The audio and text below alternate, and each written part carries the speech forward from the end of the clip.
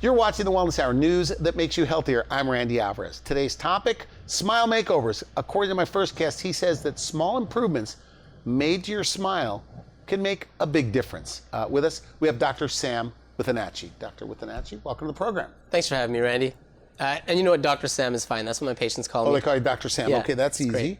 Now, I know you brought a stack of before and after photos, so we'll get to as many of those as possible. Sure. But for people that don't know your practice, because I know you do a lot of things, who's the typical patient? And what are some of the different services you offer? Sure. Yeah, we do. We do a lot of things in our practice. We try and do as much as we can in our practice for our patients. Just makes things a little more convenient for them. Okay. We do simple things like cleanings and whitening. That can Whitening big? Whitening's huge. Okay. It can have a huge impact on a person's smile. It's really non-invasive. I've done it for myself a few times already. Okay. We do root canals in our office. My brother is actually a root canal specialist. He's an endodontist. All right. But we do them in-house, when appropriate. We also do dental implants, and there's a variety of cases. There's some people that are losing a tooth or missing one or two teeth. We'll replace those with teeth that are essentially brand new teeth that are fixed in bone. They function just like natural teeth. And then there's people that have dentures, and and they are used to something that comes in and out, and we can give them essentially a new set of teeth supported by implants that are fixed in their mouth that they can use like natural teeth. Is that like the newest, hottest trend in dentistry? Dental implants? Dentistry's evolving, so I wouldn't say it's the newest, hottest trend, but it's definitely something that it's been around for 20 years. It's not new, but I would say that more and more commonly, if somebody's losing a tooth, they're getting a dental implant. It's almost kind of standard now. Now, what about things like wisdom teeth? Do you do those too? Yeah, we do some wisdom tooth surgery in our practice for sure. We definitely lean on a specialist. I have some great specialists in the city. Okay. That will include if we have some You work with complicated oral surgery. surgeons? Work with oral surgeons. I work with periodontists. I work with orthodontists. I do a lot of Invisalign in my office, as I said. But there's some cases that it just makes sense for a specialist to treat them, and we work hand in hand. Okay. Cosmetic dentistry. Like, who's the typical person that comes in for porcelain veneers or crowns? Is there a typical patient? I wouldn't say there's a typical patient. I would say that if there's anything typical about a cosmetic dentistry patient, it's that there's something about their teeth they don't like. Okay. And it could be something as simple as I mentioned before, they don't like the shade of their teeth. With time, our teeth pick up stain, and so with stain, the appearance of the teeth, they're not as vibrant, and so doing some whitening can make them look a lot more youthful. Yeah, and then maybe a little more than that, somebody might have something really small like a chipped tooth, right? Okay. And if it's right in the middle, right in the front, that little chip can be substantial to them. It might actually not mean a lot to to other people that see them, but it means a lot to them, which it bothers them and it holds them back, and that's important. I actually have a great story related to that, where I had a patient of mine who's been with me for a long time, and he recently got married. He's kind enough to invite me to his wedding. Okay, that's nice. 6 months ago, he says, "I'm getting married. I want to get this chipped tooth fixed." Turns out we can't really fix that chipped tooth without kind of getting his teeth out of the way of each other.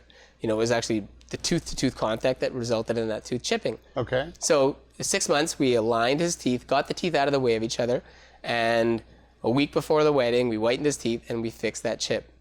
I have never seen him smile the way he did that day when we fixed his chip in his tooth. And it wasn't that substantial, in my opinion, but in his opinion, it was everything. And so he looks in the mirror for the first time, and what's that like? Like I said, didn't stop smiling that day. I went to his wedding.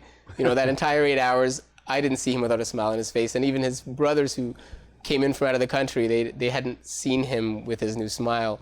They were coming to me asking me, like, "Okay, I'm here for a week. What can you do for me?" So you brought some photos. These are all cosmetic dentistry patients. Is that correct? That's correct. I will preface that by saying that a lot of times people that come in, or not come in, but my patients that we end up doing cosmetic dentistry for, they aren't what you'd call cosmetic dentistry patients, because that's not what they're after.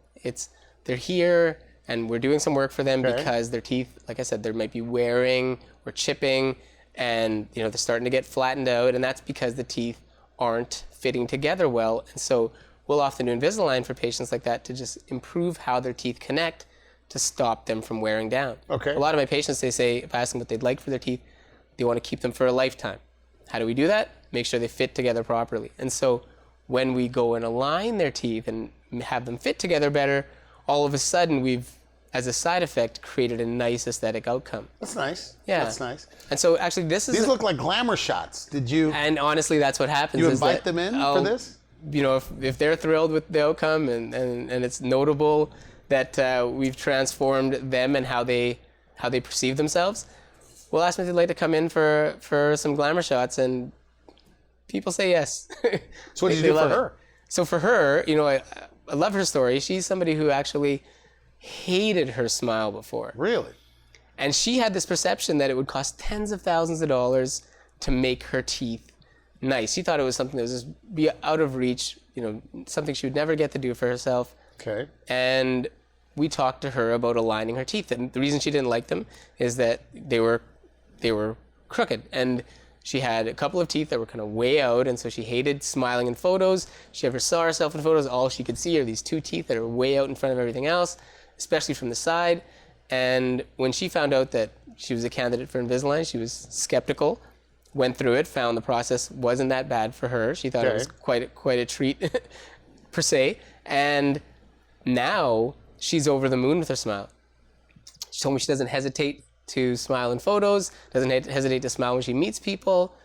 And she told me that it's the best money she ever spent. And so So it's a big confidence boost. Are there, huge confidence boost. I should ask you this. Yeah. Are there really, I mean, you're a dentist, but are there a lot of people that just hate their smiles?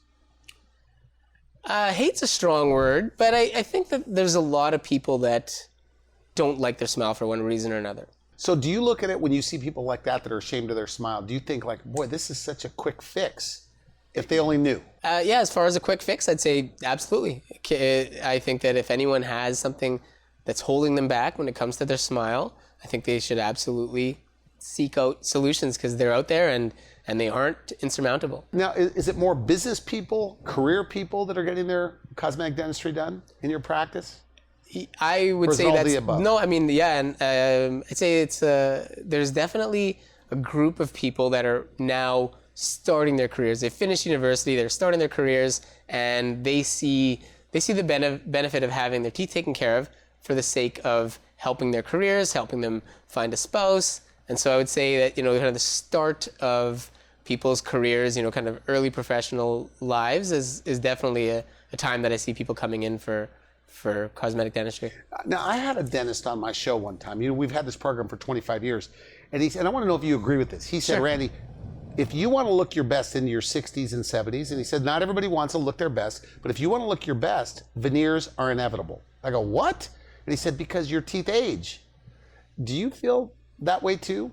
Well, I don't know if I agree with that statement, but I will. That they're inevitable. Yeah, I don't know. I don't know if I agree with the thought that veneers are inevitable, but I do agree that if you are in your 60s and 70s and you don't like your teeth, you can do something about it. But teeth do age. Teeth do age with time, absolutely. Okay. Yeah, So as does everything. Do something about it. Now you have more photos. What else? This is another lady we invited in for glamour shots, and she was really excited about her results. And I'm sharing these photos because you can just see the lack of inhibition in her smile. Nice. She is thrilled about her outcomes. What'd you do? And for her, it was 2 crowns, you know, in her smile line, in the front of her mouth. She had a couple of teeth that were a little small, and, you know, she had some bonding done, like some filling material put on her teeth. Didn't really like how that looked, and so she came to us, and we put 2 crowns on. And, you know, the cool thing about her teeth, I know these are black and whites, but our ceramists that made these crowns, if you were to look at them under magnification, you can't even tell which ones are her natural teeth and which ones are her crowns. They match so nicely. You say teeth have different colors. Yeah, absolutely. Like, you know, with her teeth, for example, there's a little bit, we call it translucency at the biting edge, meaning you can see through them a little bit. At the bottom. At the bottom, because they're thinnest there. And they're going to be a little bit lighter, you know, as you get more, a little towards the lip. And then as you get, you know, right towards the gum line, they get a little bit darker. There's just gradients of shade that, you know, it's not easy to do with ceramics, but if you have the right people doing them, they can be made to look really natural. So when you're making these teeth, they'll have different shades from top to bottom. Absolutely. That's why they look real? Is that what you're saying? That's how you get away from teeth looking like chiclets, right? Like they have gradients of shade as you go from, you know, one end of the tooth to the other, and kind of across the sides. There's even little ridges that will be put into them. That's, you know, Really? Okay. Yeah, absolutely. There's a lot of little anatomic variations in teeth, and so when you're doing just a couple of teeth, and there's, you know, and you're trying to match it amongst a smile where you show 8 teeth, you can't have these 2 sticking out like sore thumbs. They need to fit both in terms of shape and shade. You know, since we're on the topic, since I'm showing you these photos, it was pretty eye-opening to me when I contacted some of these patients to get their consent to use their photos and tell their stories on the show, and talking to them about their experience and what it was like for them before and after was eye-opening. It's unbelievable. How so? What do you mean eye-opening? Well, it was just unreal how impactful changing their smile has been for them in terms of their own personal experience. So you think like it's a boost in self-esteem? It's a huge boost in self-esteem. Self-confidence. Self-confidence. They find that they're smiling at people almost at random just because. I have one of my patients who told me that she used to never like looking at herself in the mirror, and now she is pretty regularly. That's nice. And actually that same lady, she's been working from home for the last 2 years, and now that she has this new smile, on her video conference meetings, which she has all day, she finds that she's smiling at all of her coworkers, and she didn't before. And she's seeing herself on camera smiling all day now, which is really cool. Another thing that's happened is just because, you know, it's kind of like getting a new car. You have this pride in the shiny new car. You take care of it. She's stepped up her level of oral hygiene at home immensely because she wants to So it gives them some leverage to like take better care of their teeth. Yeah, she's proud of it. She's going to take care of it. It's amazing. And what about selfies? They're taking selfies now? Trying to show off their smiles? Yeah, maybe. I can't say I've gotten into all that with them, but I imagine they are, for sure. Okay. Yeah. Let me show you this next patient. All right. She's somebody who has been with me for years as a patient. Really lovely lady. Used to be a teacher. Now she's retired. She is someone who had her teeth kind of chipping and breaking just because of the way her teeth were connecting. She was coming to see me, and I'd always talk to her about, let's do something a little more substantial to fix this. And she didn't really see it as a huge priority for her. So we just kept going through the motions, trying to fix these little chips as they'd happen. Over time, you know, she'd come back in, the same chipped tooth. You know, the filling I put in had fallen out a year or two later, and it's demoralizing for me. I don't like that. But over time, I said, you know what, maybe we should just start polishing these teeth instead of trying to add back to them. There's no room. They're so tight. And then it came to the point that the chipping started to bother her. She was catching her lip when she was eating. She'd be biting on her cheek when she's eating. And she started to really hate that she was hurting herself chewing. So she said, you know what, I think it's time to do something about this. And then in one afternoon, we ended up actually preparing her teeth and getting her some temporaries before we got to that final outcome you see there. But the moment we put the temporaries in, and I don't want to make false promises, this isn't going to be everyone's experience. She had this jaw pain that she'd been having for years, and we put these temporaries in, and immediately she felt better. When you say temporaries, what do you mean? Well, what I mean is we don't go from, you know, A to Z overnight. We will actually make some temporary crowns that are essentially to let our patients test drive their new smile. Okay. You know, we'll put some temporaries in and let them go for a couple weeks. See how it looks. See how it looks, see how it feels, see how your speech is. You come back in and I ask you to be really picky. I want you to nitpick because I want for you to be thrilled with what the final outcome is going to be. And the best way to do that is to have you wear some temporaries for a little while. Make sure you like what you see. Then, once we know you can speak well, you love how it looks, your bite feels great, then we'll say, hey, our ceramists, you can mimic this, and then when they put it in porcelain, it's beautiful. Looks nice. Yeah. Now, porcelain doesn't really stain. Porcelain does not stain the way natural tooth structure does. If you look at these photos side by side, wouldn't you say her face has changed?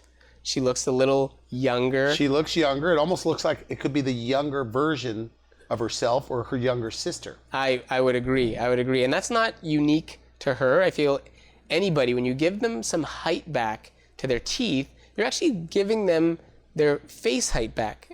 And so, you know, you make their face a little bit longer, you're giving them back, you know, some youth in terms of their appearance.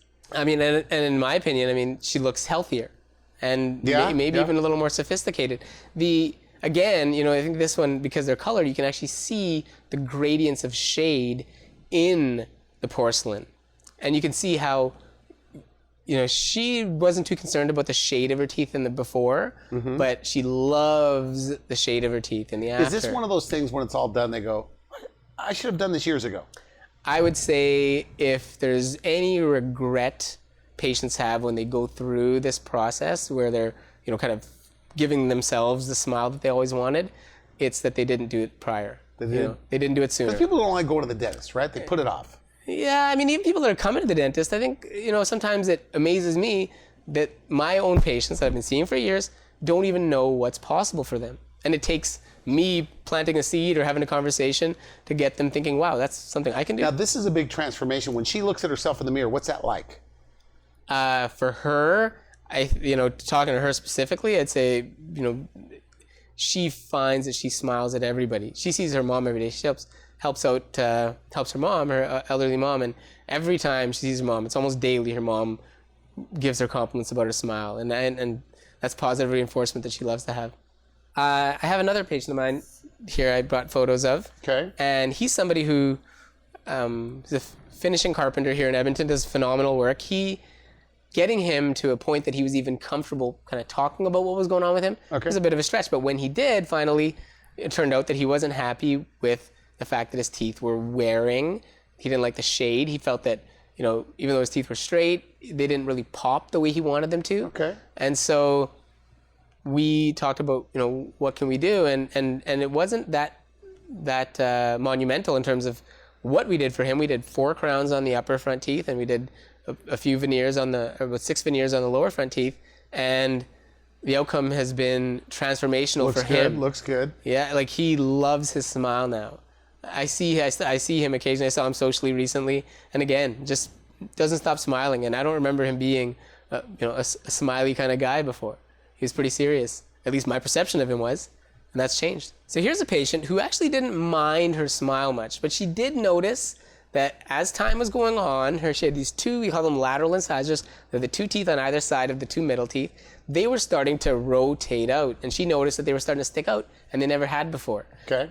And then, as we're doing exams for her, we're looking at her teeth, we noticed that her lower teeth were starting to wear. And so for her, there was a combination of things. She didn't like that her teeth were rotating. She also didn't like that her teeth were wearing down. So she decided she's going to have Invisalign to align them. Okay.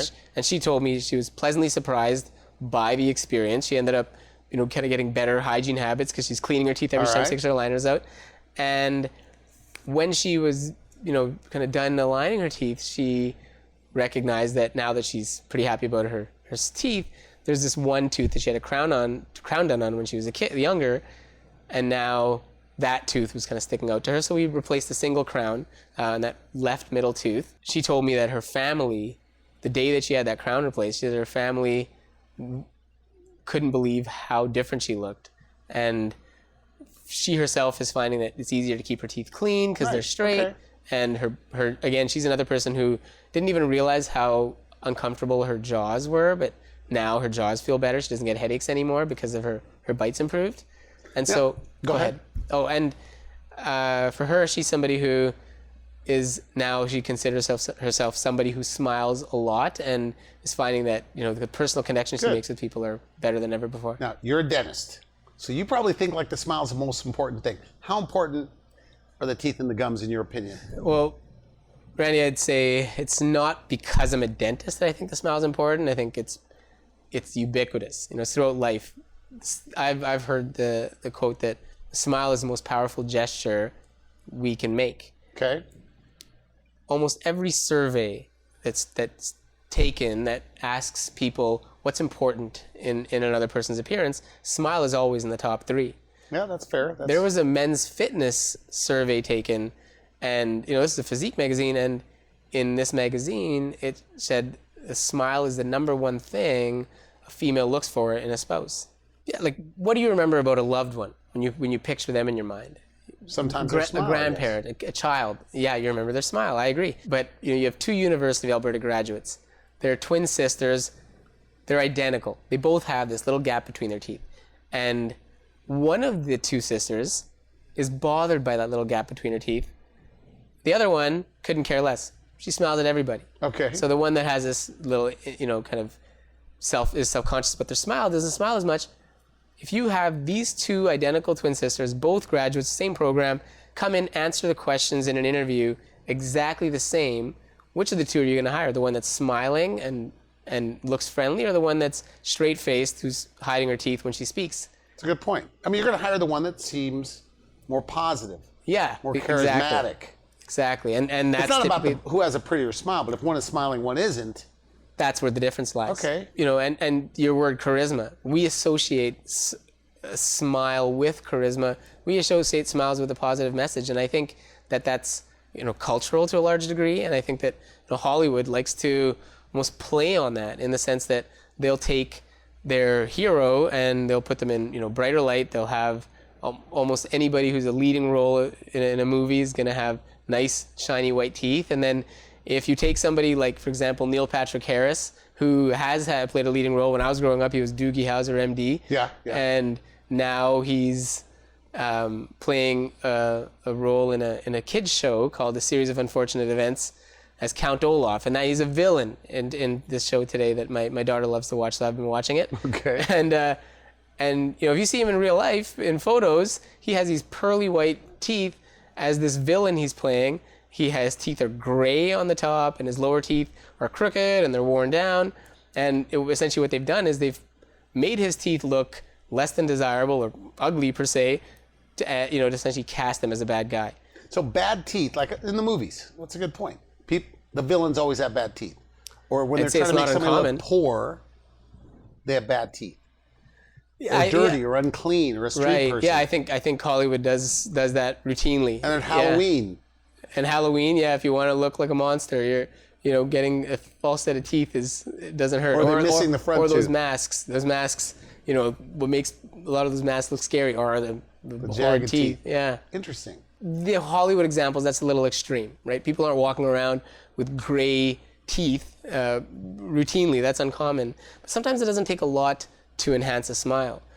And the thing is that there's people that I think will, they're pretty proud of how they appear and how they look, and so they might, women, they might have the Christian Louboutin shoes, the Gucci handbag, and be dressed to the nines, have their hair done. Yeah, and in my travels, and because I'm a dentist, I'm observant of people's teeth, and sometimes I'll notice that when people have themselves well put together, they have the designer shoes and the matching designer bag, hair done, the teeth are something that I feel is like one of the most important accessories. And so when they smile, if their teeth aren't kind of on par with everything else, in this package, I feel as though there's something that's probably preventing that person from taking that step. And my perspective is that it's probably anxiety. That seems to be the number. They're afraid of the dentist. They're afraid of the dentist, or it's not uncommon for me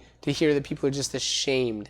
And they don't want to be judged. They don't want to go to the dentist because they're afraid of what they're going to hear. Is that right? And they're afraid of how we're going to respond to them. And I think that's so sad, because it's not our job to judge people. There's no judgment in our office. It's actually kind of an office policy. We don't even ask people when their last cleaning was, because it's none of our business. We're here to keep your teeth clean today, right? To get them clean today and get them healthy today. And so I think that it's either anxiety due to fear of, essentially procedures that are happening in the dental office, or anxiety due to fear of judgment and, essentially the shame associated with that. I think those are the two big things that hold people back, and it's... Or cost. People are thinking it's going to cost a lot of money. Yeah, exactly. Absolutely. Small things can make a big difference. Yeah, you're right. Cost is huge too. And I think it's a fear of the unknown in many regards, including cost, that'll keep people So they've from got taking all that these step. fancy clothes on. They care about what other people think of them. And then they have these old teeth. Or broken down teeth. And I see it, look, even on TV, billionaires I see with really bad teeth. And in my mind, I'm going, maybe they just are so afraid of the dentist. Yeah, I'd say you're probably on base. That's probably it. It's a good chance. I have another photo. I love All right. this photo series, mainly because these before and afters are a little atypical in that they're taken almost 40 years apart. And the cool thing is that the after shot, I think she looks better than she does in her before shot 40 years later. Yeah, looks good. And, I know her very well. She's been a patient of mine for over a decade. And she told me that the reason that she was smiling this way and wasn't showing her teeth is because she was self-conscious and essentially ashamed of her smile. She had small teeth, and so she had gaps between her teeth. Later in life, she had some cosmetic dentistry done where she had some bonding, we call it, adding filling material to them. Eventually, with a combination of procedures, we ended up giving her the smile that she always wanted. And now I don't see her smiling. I don't see her without a smile on her face in photos or otherwise. So she was happy to come back for glamour shots. And, recently there was a social media post by her employer congratulating her on her retirement, and they showed her graduation photo and this photo next to one another. This is good. That's why I have these two photos, because I saw the social media post, and then I saw people commenting on underneath, "You look better today than you did 40 years ago when you graduated." And I was like, and in my mind, I'm thinking, well, she's showing her teeth now. Okay, good. Yeah. Now, we're out of time. Okay. But, and I think your message is that cosmetic dentistry or any dentistry is not for everybody, but if you don't like your teeth and gums, do something about it. Is that fair to say that's kind of your message? here today? Yeah, I would say that's absolutely it. If you aren't happy with your smile, it's holding you back. It's kind of like anything in life. If I'm unhappy with my physique and I don't like my stomach, and I go on vacation and I'm not comfortable taking my shirt off to go on the beach and play in the water, or I go to the pool with my kids, and again, I'm not comfortable with my shirt off to go in the pool and play with my kids, that's holding me back. That's preventing me from having a full life experience.